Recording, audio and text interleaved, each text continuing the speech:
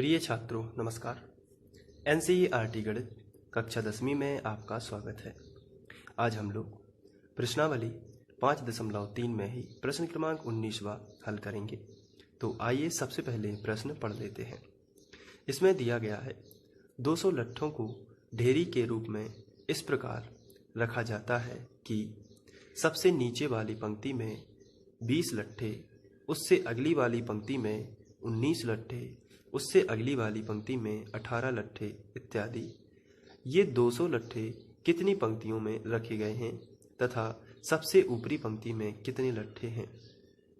तो ये क्वेश्चन दिया गया है और इसमें यदि हम ध्यान से देखें तो हम इस चित्र से इमेजिन कर सकते हैं।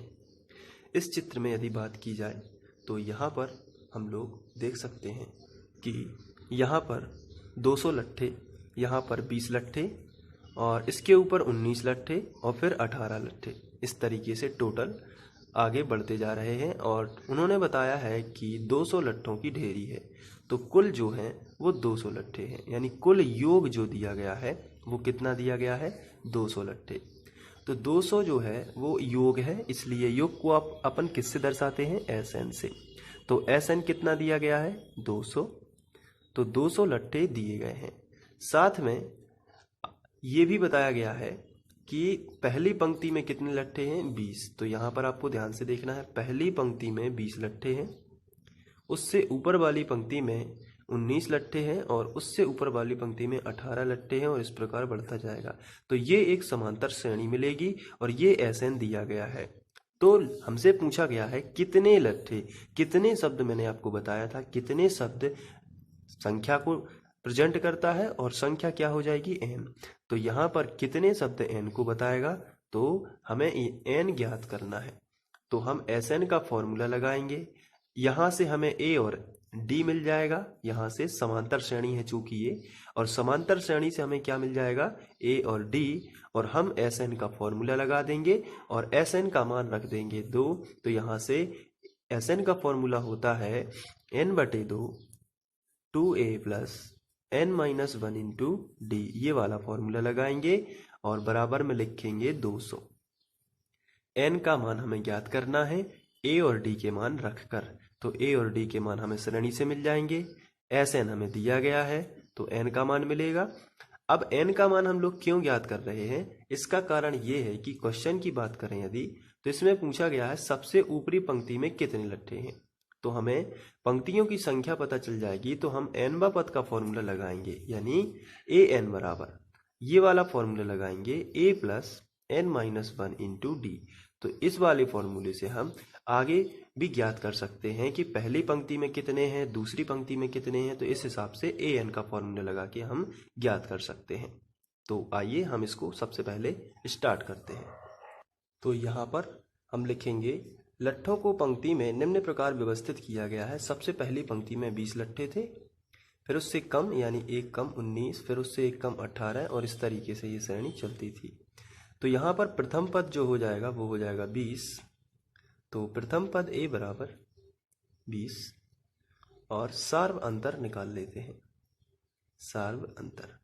सार्व अंतर को हम d से दर्शाते हैं और इसका मतलब दूसरे नंबर के पद में से पहले नंबर का पद घटाना है। तो पहले नंबर का पद है माइनस और पहले नंबर का पद है 20, तो आ जाएगा -1। तो ये है सार्व अंतर। तो यहाँ पर हमें प्रथम पद और सार्व अंतर मिल चुका है और SN हमें दिया गया है तथा SN दिया गया है 200, चूंकि टोटल 200 लट्ठे हैं। अब हम SN का फॉर्मूला लगा देते हैं। तो चलिए लगा देते हैं।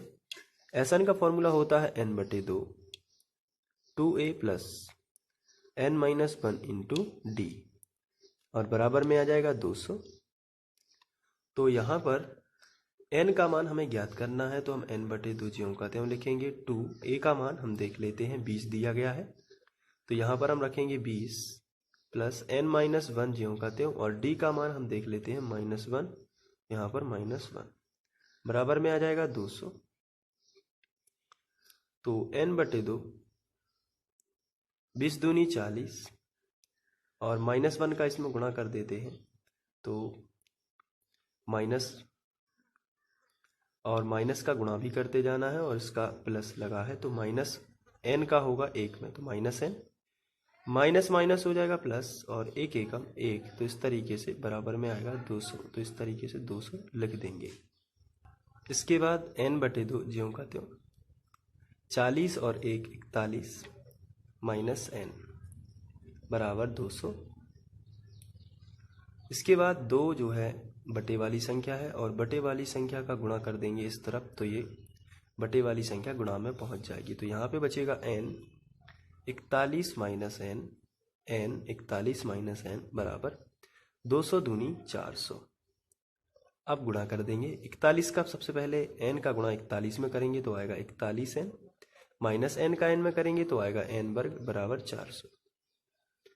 आगे बढ़ते हैं तो माइनस n वर्ग हम इस तरफ लिख लेते हैं और प्लस ये है 41n, इसको इस तरफ लिख लिया, इसको इस तरफ, पक्षांतर नहीं किया है, केवल व्यवस्थित किया है, बराबर 400।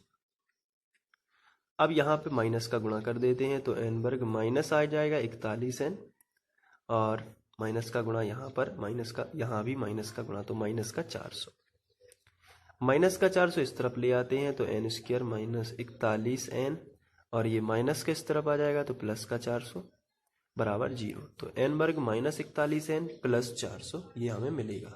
तो अब हम इसे सूत्र विधि से सॉल्व करेंगे। तो यहाँ पर a बराबर n वर्ग के पास कुछ भी नहीं लिखा है तो यहाँ पर 1 माना जाता है, तो a का मान 1, b बराबर माइनस 41 हो जाएगा और c बराबर 400 हो जाएगा। तो a b c से, यानी हम सूत्र विधि से इसको सॉल्व करेंगे। आप चाहें तो गुणनखंड विधि से भी सॉल्व कर सकते हैं, लेकिन सूत्र विधि से आपको कारण भी पता चल जाएगा, और क्योंकि कभी कभी संख्याएं ध्यान नहीं आती हैं इसलिए हम सूत्र विधि का इस्तेमाल करेंगे। तो n बराबर फॉर्मूला होता है माइनस बी प्लस माइनस, आपको यहाँ पर हेडिंग डाल देना है सूत्र विधि। तो ये होता है minus b plus minus under root b वर्ग माइनस 4ac बटे 2a। ये फॉर्मूला हमने रख दिया। चलिए अब आगे बढ़ते हैं। तो बराबर माइनस बी, माइनस लगा है तो माइनस, बी का मान माइनस 41, यहाँ पर प्लस माइनस ज्यों का त्यों, अंडर रूट बी वर्ग, बी का मान कितना है माइनस 41, तो हम यहाँ पर रखेंगे माइनस 41, और वर्ग लगा है तो वर्ग, माइनस है तो माइनस, 4 लिखा है तो 4, ए का मान यहाँ से देख के रख लेना है कितना है 1, और सी का मान 400 है। इसको आगे कर देते हैं और बटे 2 गुणित ए, 2, ए का मान कितना है 1, तो यहाँ पर हम 2 1 कर देते हैं। आगे बढ़ते हैं, माइनस 41 माइनस माइनस प्लस 41 हो जाएगा, प्लस माइनस, यहाँ पर 41 का वर्ग है तो जब आप 41 गुणित 41 करोगे तो आपको मिलेगा 1681, माइनस 4 चौके 1600 बटे 2 एकम 2। तो आगे बढ़ते हैं, 41 प्लस माइनस 1681 में से 16 चले जाएंगे तो आपको मिलेगा 81 और बटे 2। इसको आगे सॉल्व करोगे तो आएगा 41 प्लस माइनस 81 का वर्गमूल 9 होता है बटे 2। एक बार धन चिन्ह लोगे, धन चिन्ह लेने पर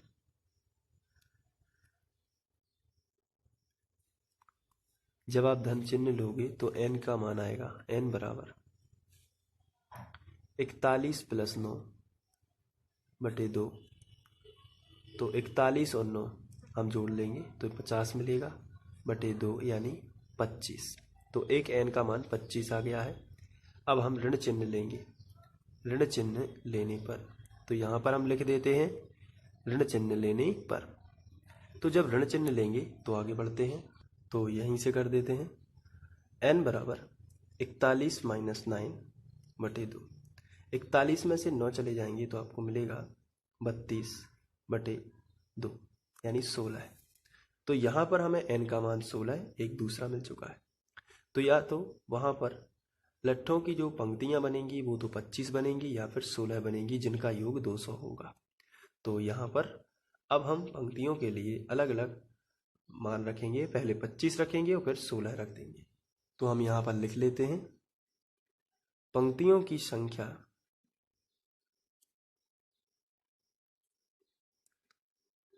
या तो 16 होगी या फिर 25 होगी। तो पंक्तियों की संख्या से हमें पता करना है कि पंक्तियों में कितने लट्ठे रखे गए थे, तो इसलिए हम इनका फॉर्मूला का यूज कर लेंगे। तो लिखेंगे जब n बराबर 25 हो तो an बराबर फॉर्मूला लगाना है a plus n minus 1 into D. तो a का मान हम लोग ज्ञात कर चुके हैं और d का मान भी ज्ञात कर चुके हैं। देख लेते हैं, यहाँ पर a का मान 20 है और d का मान -1 है। तो यहाँ पर a का मान -1 और a का मान यहाँ पर 20 रखेंगे और d का मान, n का मान 25 हो चुका है तो 25 माइनस 1 और d का मान -1 था। तो 20, 25 में से एक चला जाएगा तो मिलेगा 24 और -1। तो यहाँ पर 24 एकम 24 हो जाता है, लेकिन प्लस माइनस का माइनस होगा तो 20 माइनस 24 एकम 24, तो आपको मिलेगा -4। तो यहाँ पर पंक्तियों में जो है लट्ठों की संख्या, जो पंक्तियों में n का मान अगर हमें 25 मिल चुका है तो an बराबर हमें मिला है -4। तो यहाँ पर लट्ठों की संख्या ऋणात्मक नहीं हो सकती है, इसलिए हम n बराबर इस बार 16 रखेंगे। तो यहीं पे कर देते हैं, n बराबर 16 हो तो an बराबर होगा a का मान 20 ज्यों का त्यों प्लस n का मान 16 -1 और d का मान -1। तो 20, 16 में से एक जाएगा तो कितना आएगा 15 और यहाँ पर -1। तो 20 प्लस माइनस का माइनस और 15 एकम 15, तो यहाँ पर आपको मिलेगा केवल 5। तो यहाँ पर लट्ठों की संख्या कितनी हो चुकी है 5। तो पंक्तियाँ होंगी 16 जिनमें 5-5 लट्ठे होंगे। इस तरीके से हम अंदाज लगा सकते हैं। Thank you.